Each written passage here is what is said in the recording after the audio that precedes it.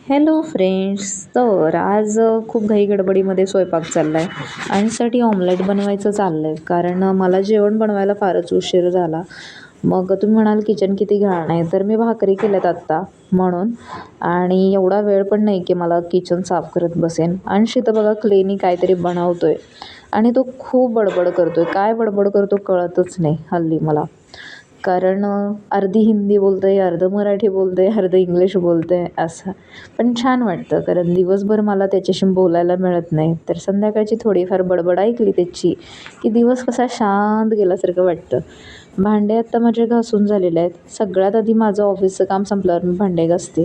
थोडेसे राहिले तोपर्यंत पाणी संपलं. बघा रात्रीचे 9:30 वाजलेत. आणि हो, मला या बेडशीटचा ना रिव्ह्यू द्यायचा होता तुम्हा सगळ्यांना. तर ह्या बेडशीटची लिंक जी आहे ना ती प्रॉडक्ट जे आहे ना ते मी टॅग केलेलं आहे. तुम्हाला या व्हिडिओच्या तिथे दिसेल बघा, पिशवीसारखा आयकॉन आहे, त्याच्यावर क्लिक करा. हे बेडशीट तिथून तुम्ही घेऊ शकता. खरंच छान आहे, इलॅस्टिकचं आहे. हे बेडशीट घातल्याच्यानंतर प्युअर कॉटन आहे. हे बेडशीट घातल्याच्यानंतर आपण दुसरं जर बेडशीट ह्याच्यावरून घातलं ना ते अजिबात सरकत नाही आणि छान आहे.